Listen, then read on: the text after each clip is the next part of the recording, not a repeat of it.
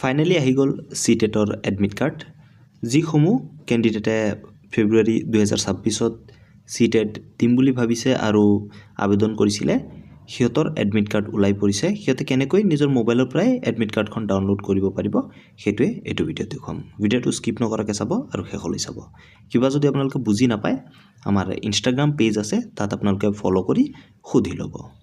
admit card download কৰাৰ কাৰণে আপোনালোকে কি কৰিব লাগিব প্ৰথমতে মোবাইলৰ গুগল ক্ৰমটো ওপেন কৰি ল'ব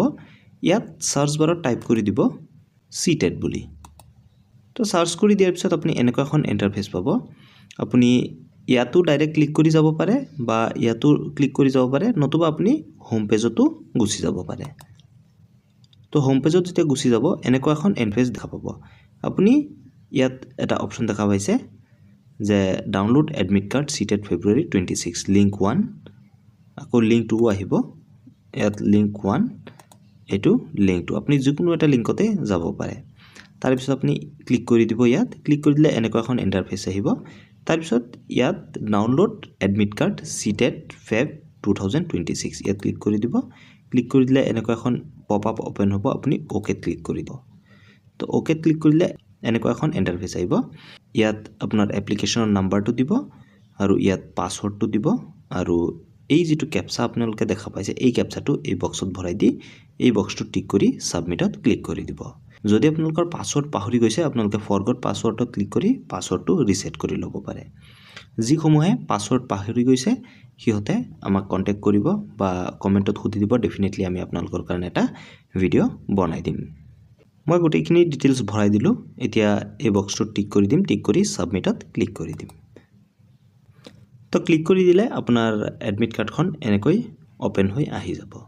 আপোনালোকে অকন জুম কৰিও চাব পাৰে আপোনালোকৰ এডমিট কাৰ্ডখন যে কোড আপোনালোকৰ এক্সামটো পৰিছে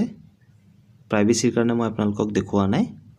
এই পাৰ্টখিনি আপোনালোকৰ এডমিট কাৰ্ডত ইয়াত গোটেইখিনি ডিটেইলছ দিয়া থাকিব যে আপোনাৰ এক্সাম সেন্টাৰ কোড পৰিছে আৰু কেতিয়া পৰিছে এক্সামৰ ডেট আপোনালোকে ইয়াত পাব আৰু আপুনি আপোনাৰ এক্সাম সেন্টাৰটো ইয়াত পাব তাৰ পিছত আপুনি কি কৰিব লাগিব তললৈ গুছি যাব তললৈ গুছি যোৱাৰ পিছত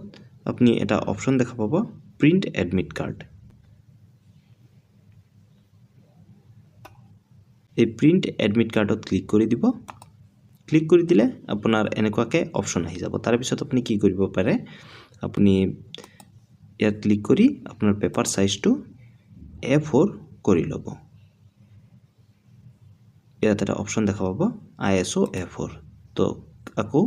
ইয়াত ক্লিক কৰি দিব ক্লিক কৰি দিয়াৰ পিছত ইয়াত PDF যেটো অপচন দেখা পাইছে ইয়াত আপুনি ক্লিক কৰি দিব তো ক্লিক কৰি দিলে আপোনাৰ এটা ফোল্ডাৰ বাছি ল'ব লাগিব ইয়াৰ পৰা আৰু ফাইল নেমটো যদি আপুনি ইয়াত এডমিট কাৰ্ড দিব বিচাৰে আপুনি দিব পাৰে আৰু যদি আপুনি এনেকৈ ৰাখিব বিচাৰে এনেকৈ ৰাখি আপুনি সেভত ক্লিক কৰি দিব সেভত ক্লিক কৰিলে আপোনাৰ সেইটো ফোল্ডাৰত আপোনাৰ এডমিট কাৰ্ডখন ডাউনলোড হৈ গৈছে এতিয়া আপুনি প্ৰিন্ট কৰি এক্সাম দিব পাৰে আমাৰ চেনেলৰ ফালৰ পৰা আপোনালোক সকলোলে এক্সামৰ কাৰণে শুভেচ্ছা থাকিল ধন্যবাদ জয় অসম